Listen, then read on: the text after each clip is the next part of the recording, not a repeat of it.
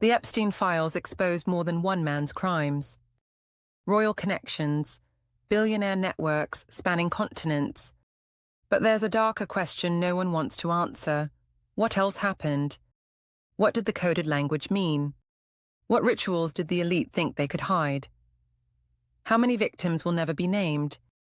Is this what happens when unlimited wealth meets ancient darkness? An X, formerly Twitter post, circulating online, was quoted as saying something like, "They sacrifice children to Lucifer. It's an entire cult. Jeffrey got involved for financial reasons and to obtain compromat." Footnoted in social posts claiming it came from an account using Karina Shuliak's name. However, the X account purporting to be Shuliak has not been verified as actually belonging to her. For several reasons, the words still stick and shock. They tap into a history of human fear and horror: Rome, Aztecs, Mesopotamia. When referencing ancient civilizations and child sacrifice, that comparison is a cultural metaphor, not a documented fact in the Epstein material. Ancient societies had practices that anthropologists interpret as ritualized offerings, studied through cosmology and symbolism, not criminal law. Epstein's case deals with sexual abuse, exploitation, and trafficking, deeply disturbing, illegal, and exploitative, but not ritual child sacrifice as understood in historical anthropology. Complainants, as they are called, spoke of rumored missing girls, murdered girls. A complainant reported again and again that she became pregnant in 1984 at just 13 while forced to service the elite. Imagine a recital, singing, dancing, acting, years of talent and family sacrifices. Then someone twists it, inviting you to a party that changes your very being. The glamour, red carpets, champagne, celebration, solidifies into nothingness, leaving you to realize that what you thought was opportunity was your soul and body as theirs, and everything fades. Who do you believe? Online, theories swirl. Buried bodies on Epstein's island, ritual abuse, spirit cooking, cannibalism, intelligence blackmail networks. Spirit cooking. Some view it as avant-garde performance, exploring ritual and symbolism. Online, the term has circulated widely, with suggestions of occult activity or sinister intent. Why? Across cultures, belief systems, and symbolic frameworks, ritualistic language evokes deep fears, especially when associated with secrecy and elite power. Cannibalism. The words cannibal and cannibalism appear repeatedly, over 52 times, in Epstein-related emails and notes.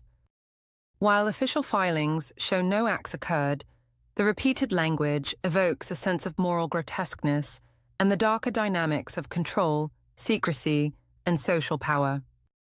Whether interpreted literally or symbolically, it reinforces the visceral shock people feel when reading the documents. Ancient ritual sacrifice versus modern crimes. Across civilizations, from Mesopotamia under Hammurabi to the Maya, Aztecs, and classical Greece and Rome, historical records and archaeology show that children were sometimes victims of ritualized offerings. Scholars interpret these events through anthropology, cosmology, and the symbolic frameworks of those societies.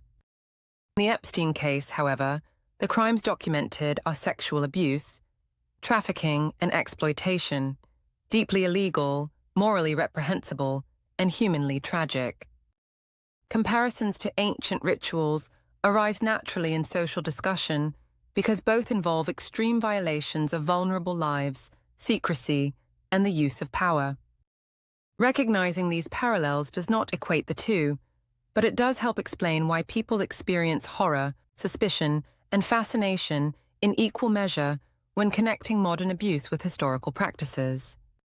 The language of sacrifice, control, and corruption resonates across centuries, which is why the public imagination often fills in gaps when official evidence is partial or redacted. What is confirmed is this: young girls were trafficked, powerful adults participated, Wealth shielded access. Social status opened doors. Institutions failed. Flight logs show patterns of travel. Emails show familiarity after criminal convictions. Photographs show proximity. That proximity, even absent criminal charges, has destroyed careers across Europe faster than in the United States. Why? Some analysts argue Europe's parliamentary systems are more vulnerable to reputational collapse. Others suggest US political polarization dilutes accountability.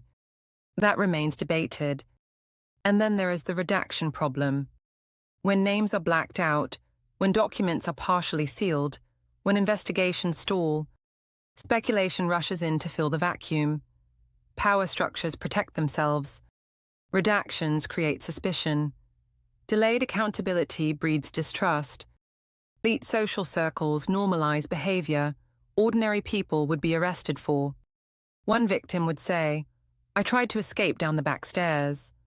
Teens, some just 13 to 16, were drawn to Epstein's parties with dreams of modeling or opportunity, only to face exploitation, coercion, and assault, or witness it.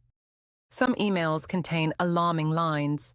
For instance, a mid-2000s note stating, "I love the torture video." Alone, this does not prove criminal activity, but the tone, given the context of abuse, is grotesque. Other emails mention terms like beef jerky, or cannibal, al lot, and reference sexual tourism, recruitment, or minors. While these do not always confirm criminal acts, repeated patterns of coded language reinforce the sense of moral horror, secrecy, and power abuse. A Norwegian royal connection, reported through flight logs and media, highlights why so many find Epstein's network troubling. Social proximity to power magnifies the shock of sexual abuse and secrecy. And then there are the unverified posts attributed to Epstein associates, including claims that children were sacrificed to Lucifer. While verification is lacking, these posts resonate because history has always shown power can shield wrongdoing, and speculation grows where accountability falters. This is not just a story about crime.